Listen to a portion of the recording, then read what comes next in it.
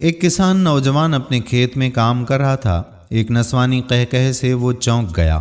ایسی حسینہ تو اس نے زندگی بھر نہیں دیکھی تھی۔ وہ اس کی طرف بڑھنے لگا۔ وہ عورت بھی مسکرا رہی تھی۔ کسان نوجوان نے اس خوبصورت عورت سے کہا کہ میرے ساتھ گھر چلو گی؟ وہ خوبصورت عورت بلا جھجھک اس کے ساتھ چلنے لگی۔ وہ کسان نوجوان فضاؤں میں اڑنے لگا۔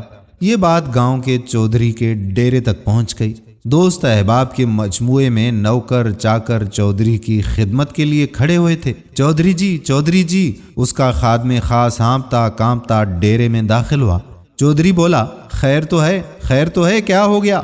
نوکر نے جواب دیا کہ او جی خیر کہاں، میں چوک میں کھڑا تھا، فلاں کسان نوجوان ایک ایسی حسینہ کے ساتھ گزر کر گھر کو جا رہا تھا کہ اس جیسی حسینہ زندگی میں نے کبھی بھی نہیں دیکھی۔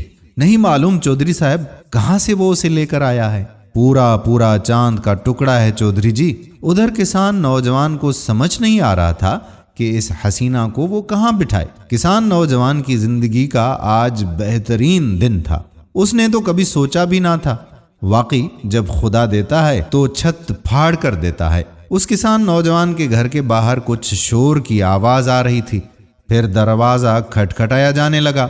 دروازہ کھولا۔ چودھری صاحب ہکا بکا رہ گیا اور بے اختیار اس حسینہ کی طرف بڑھا۔ کسان نوجوان ایک آنی دیوار کی طرح اس کے راستے میں حائل ہو گیا۔ کہنے لگا، تم میری لاش پر سے گزر کر ہی اس تک پہنچ پاؤ گے۔ چودھری کہنے لگا کہ تم اس کے قابل نہیں ہو، یہ گھر اس کے قابل نہیں ہے، یہ میری حویلی میں رہے گی۔ کسان نوجوان نے کہا، نہیں، یہ فیصلہ گاؤں کی پنچایت میں ہوگا۔ کسان نوجوان اور چودھری اس حسینہ کو لے کر گاؤں کی پنچایت میں چلے گئے۔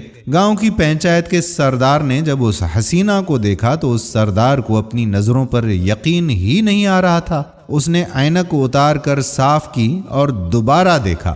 واقعی وہ حور تھی، اس کے سامنے حور کھڑی ہو جیسے۔ سردار بولا، ارے یہ منہ اور مسور کی دال، اپنی اوقات دیکھو اور اس کا حسن دیکھو، یہ تم دونوں کے لائق نہیں۔ میرے پاس مال و دولت ہے، عہدہ بھی ہے، بنگلے ہیں، گاڑیاں ہیں، نوکر چاکر ہیں، سب کچھ ہے، معاشرے میں ایک حیثیت ہے، یہ بس میرے لائق ہے۔ چلو نکلو تم یہاں سے اور اس کو یہیں رہنے دو۔ وہ ہکے بکے رہ گئے۔ نہیں، ایسا نہیں ہو سکتا۔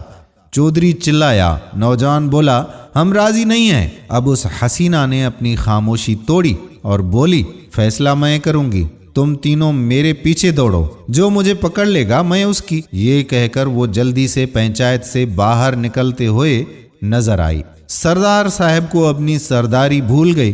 وہ تینوں اس کے پیچھے دوڑنے لگ گئے۔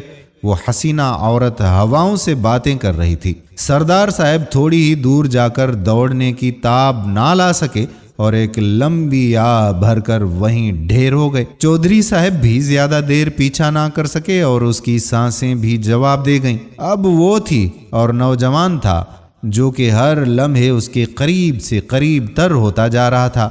مگر یہ کیا، راستے کے ایک پتھر سے وہ ایسا ٹکرایا کہ منہ کے بل گر گیا اور اس کے منہ سے ایک دل خراش چیخ بلند ہوئی جو کہ حسینہ کے قہقہوں میں دب گئی۔ حسینہ بولی، آؤ میرے عاشقو، میرے پیچھے آؤ، تم مجھے کبھی نہیں پا سکتے۔ اور واقعی اسے کوئی نہ پا سکا۔ وہ دیکھنے میں تو حسینہ تھی، حور کے حسن والی تھی، دل فریب بھی تھی، عقل کو دنگ کرنے والی تھی، لیکن حقیقت میں وہ دنیا تھی۔ اس کے پیچھے دوڑنے والوں کا یہی آخر انجام ہوتا ہے۔ پیارے دوستو، ہم امید کرتے ہیں کہ آج کی کہانی سے آپ کو کوئی نہ کوئی سبق ضرور ملا ہوگا۔ ہم دعا کرتے ہیں کہ اللہ تعالی ہمیں سیدھے راستے پر چلنے کی توفیق عطا فرمائے۔ آمین ثم آمین یا رب العالمین۔ دوستو، ویڈیو کو زیادہ سے زیادہ شیئر کیجیے گا اور آنے والی ویڈیو تک اپنے میزبان قادر بخش کلہوڑوں کو اجازت دیجیے۔ اللہ حافظ۔